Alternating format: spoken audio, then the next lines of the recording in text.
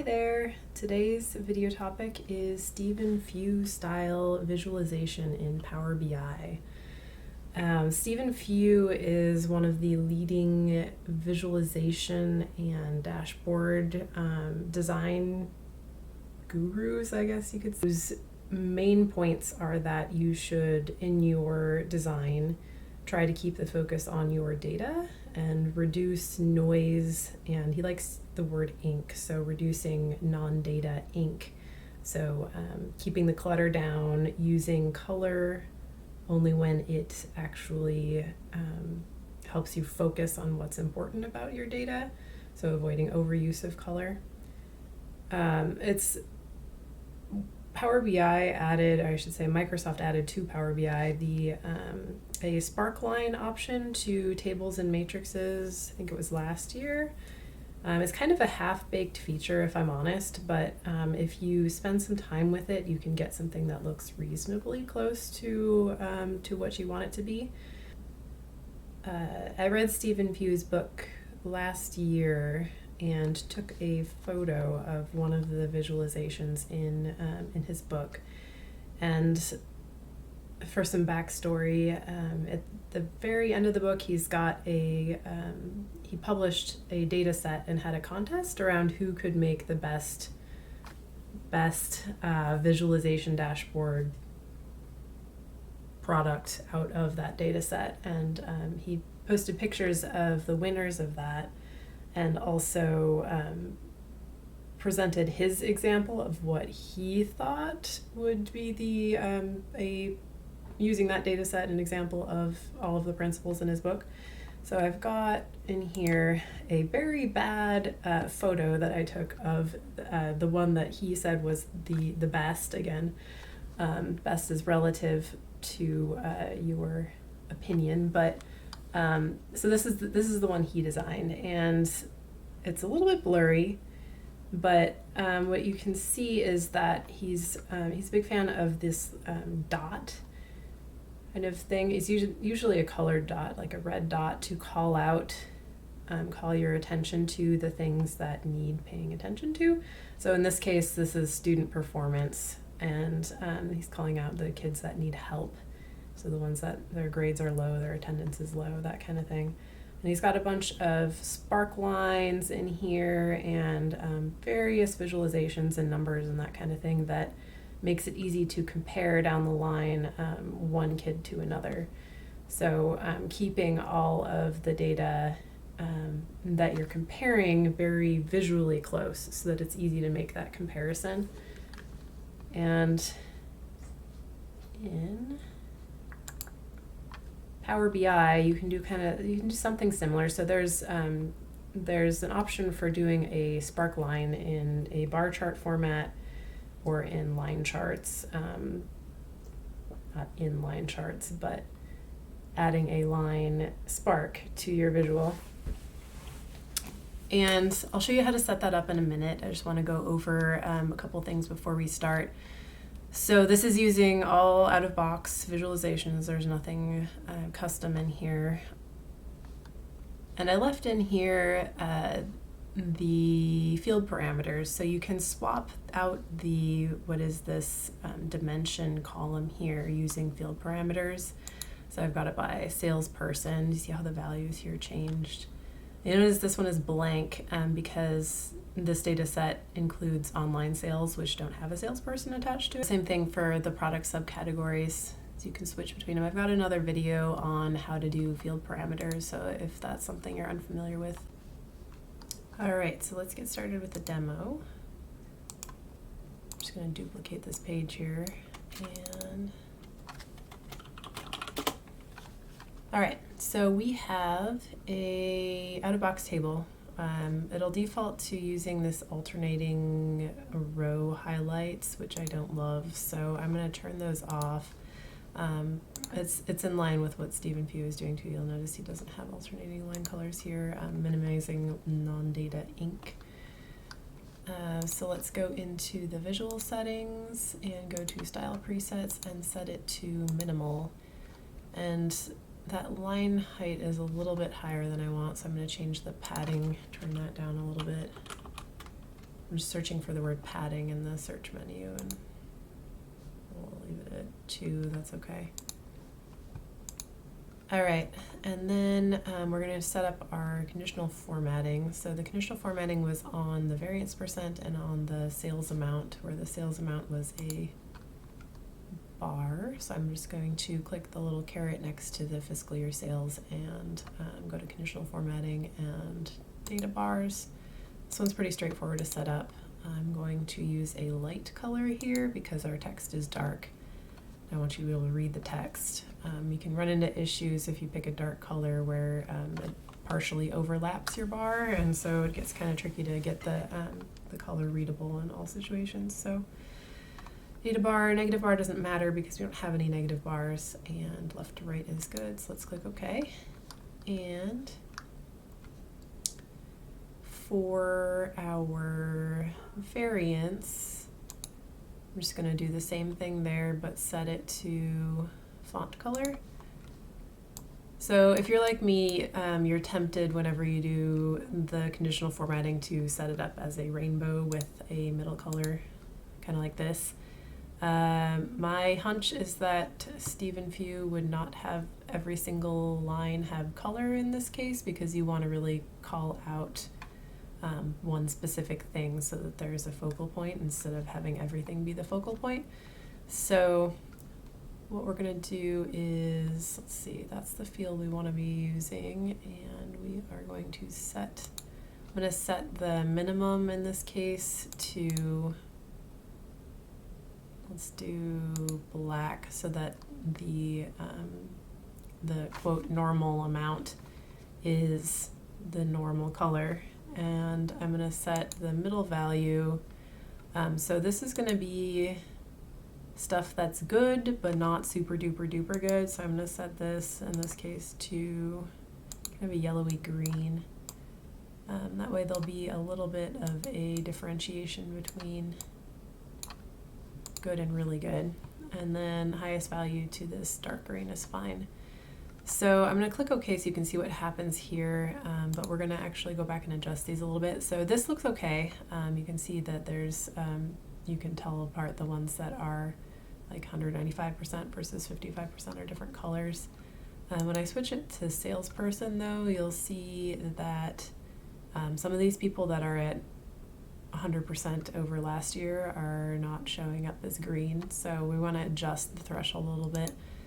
You almost never end up with conditional formatting rules that are perfect using the default settings. So let's go back into the variance and set some values for these. So I'm going to set this to 0, so anything that's at 0 is going to be black. And then for the middle value, I'll say this is kind of good. We're going to make it 0.1. And then highest value, so maybe everything above 0.6 will be dark green. All right, so that's fine. You could fiddle with this a little bit more to get it to point out exactly the thresholds that you're looking for, but I think we're good. And next we're going to do our spark lines. So the spark lines in Power BI are a fairly new thing. And I feel like they're not 100% finished yet, if you get what I mean. Let me show you. So we're going to use the sales amount. So we're not going to use the column that I already have in here, which is latest fiscal year sales, because that's only 1 year, and I want to show year over year. So we're just going to drag this in here. So this is the total sales, and then we are going to click the caret for that and go to conditional formatting. And oops, sorry, not conditional formatting, add a spark line. And we're going to set the x-axis to whatever we want for our axis. In this case, I'm going to do fiscal year, but you could do month or day if you wanted to. Just day gets really jumpy. Okay, so you'll notice that looks pretty terrible, so let's shrink that down a little bit.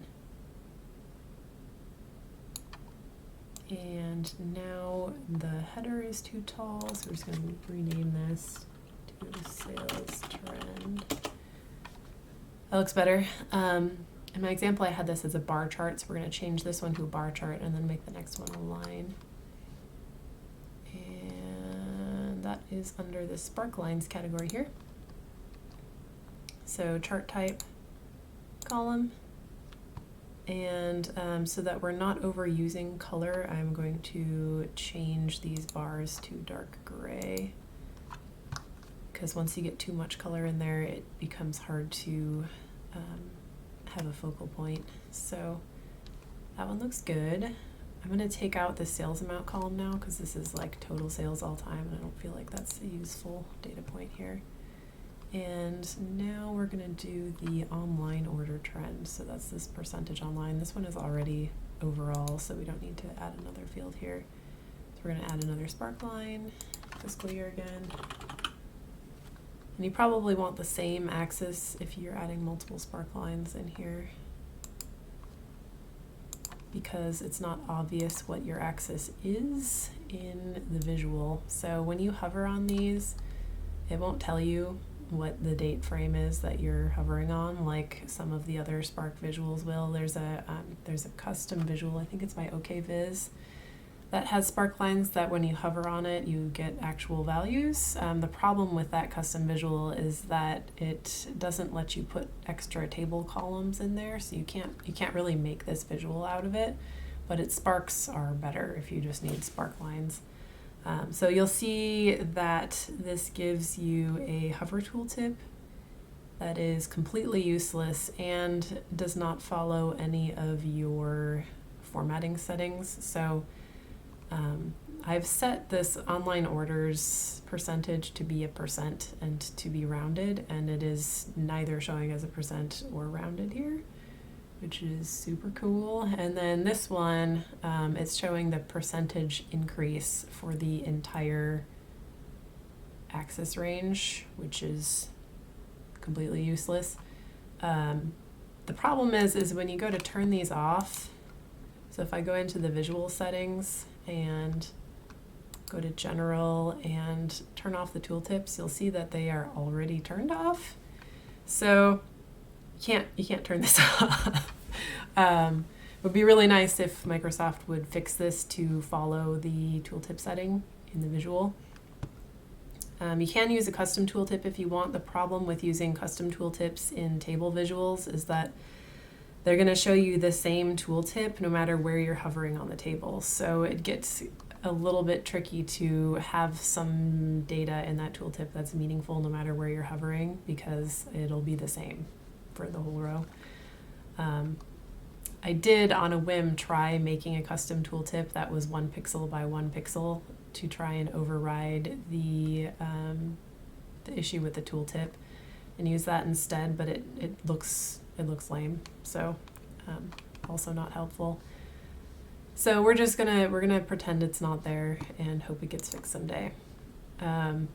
So for the color of this line, I'm going to make it not green. I'm going to make it blue so that it kind of blends in with the rest of this a little bit more. Again, because we don't want these to stand out too much. We want them to stand out a little bit. So we're going to go to Sparkline. What was this? Online order.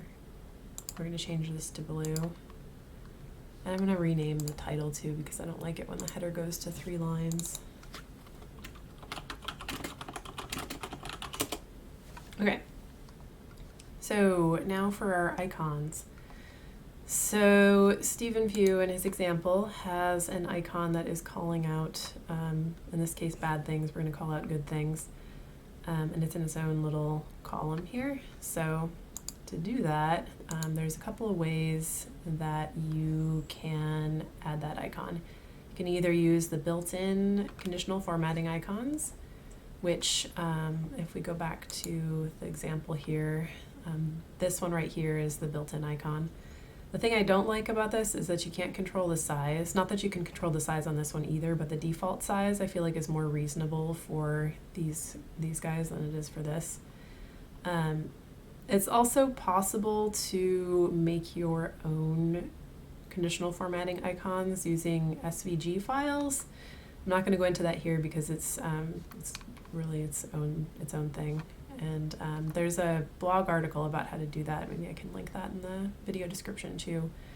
But these ones down here are using the unichar command in DAX, and basically you get there's an entire list of different. Let me pull that up so you can see. You get an entire list of things that you can choose from, so you can go through and pick the icon you want to use. They do have the dots in here, which is nice, but it doesn't have an indicator of whether it's up or down, which Power BI did have. See there's a little caret on this one. So red-green colorblind people are going to have a problem if you're using red and green with that. So I'm just going to use the star this time just for being different. So what you do is you copy that number and then you put it into a DAX command. So let's do the star icon first, and then I'll go through the other icon too. So let's go back to this tab. And we need a DAX measure for this. So I'm just going to create a new measure. I'm going to call this happy star icon. And it doesn't really matter what you name this because you're going to hide it in the view anyways, although you should probably have a naming convention for your measures and keep them organized. So for this, I'm going to do if the, let's see if my sales percent over here. So this is the year-over-year change is greater than or equal to 0.2. Then unichar, and that number I copied from the other page, and then else blank. Okay, so we're just going to drop this in our table and see how it looks.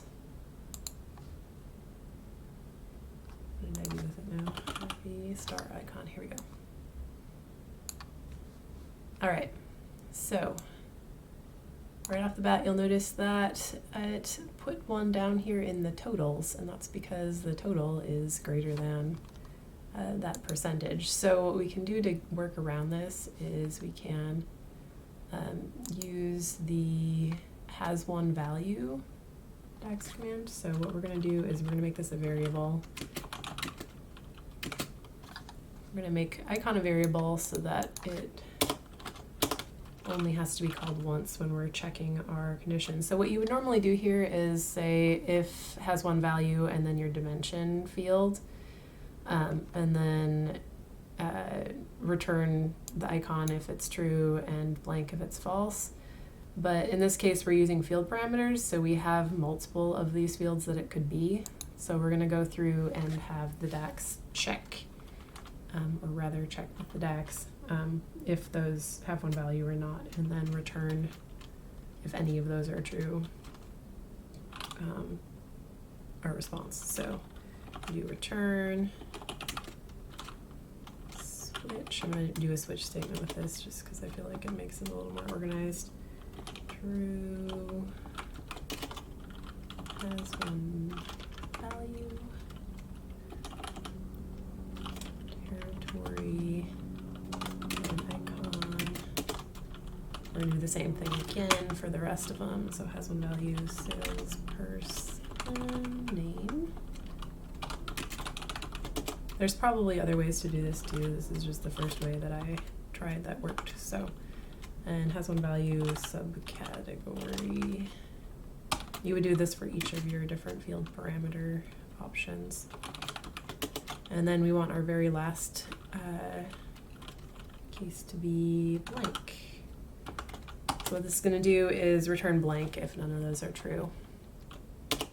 All right, so hit enter there. You can see that the star icon disappeared from the totals, which is what we want. And it is still up here. So now if we want to hide this text, you'll notice it's on 3 lines now, so I'm just going to rename it to something shorter. Just put an asterisk in there, and then we can hide it by going to specific column and then choosing the series. In this case, it's already selected because it's the first column, and then we need to turn this apply to header on. and change the font color to white, and it disappears. So that's how to set up a custom icon for your flags. And if you want to use the out-of-box ones that come with conditional formatting, you can either add that conditional formatting on one of your existing columns, or you can create a measure that is kind of a placeholder for, like a blank placeholder for that flag to appear. So that's what I'm gonna do. I'm gonna call it, I already have one in here, I'll make another one. Measure. Oh, my keyboard stopped working, that's cool. Placeholder 2. We're just gonna make this blank, basically. And we're gonna drop that in our table. And now we can conditionally format this. So I'm gonna hide the title the same way. Specific column, apply it to this column, apply to header on, and text color white. All right, so it's hidden, and now if we want to use conditional formatting on it, we can go here, conditional formatting icons, and then choose the style we want. So this is the one I was using before. I'm gonna take out the ones we don't need. And then the rules for this are always pretty funky. Let's choose our percentage here. So it'll force you to select an upper and lower bound for everything. I always just change this to number because I'm not sure what the percent is actually applying to. So if the value is greater than, we want it to be greater than, maybe like we said 0.2 before, right? So let's stick with 0.2. Greater than equal to 0.2 and less than or equal to, I'm gonna just put a really big number in here, because you have to put something in there, and then click OK. All right, so, and then I'm going to do the same thing here. All right, so there is our second icon type, and then I'm just going to go through and reorder these a little bit. So let's put our, and a little bit wider. Okay, so it looks pretty good. We only need one of these icons, so I'm just gonna take one of them out. And let's add a background color for the sparklines. So to do that, you would expect it to be in the conditional formatting options in here, but there are no conditional formatting options for the sparklines. So to get to that, it is in the visual settings under cell elements. So we're going to apply these settings to, and then select your sparkline. So that's the sales trend and background color, turn that on. And what we want is for, if we're trying to call out good things, we want to set this lowest value to the color of the default, which is the background color of the visual, which is white. And then I'm going to set an actual value of 0 for this. And then highest value, we're going to have this be like light gray. Let's see how this looks. Looks like it's calling out pretty much everything, so let's set a oh, we need to base this on the percentage too, the percent change, so this is percentage 1, and I'm gonna do, was it like, I'll call 0.8 and see how that looks. That's pretty good. That color's a little dark, so let's change this to even lighter gray. All right. There we go, and we can do the same thing for the online order trend, although in this case, you want your color to have meaning, and we don't necessarily have opinions about whether higher online order amounts are good or bad. They just are. It's good to be aware if your online orders are trending up or down. So I'm going to leave the conditional formatting off of that one. Let's go ahead and resize these a little bit too, so that we don't have a scroll bar for our default selection of our field parameters.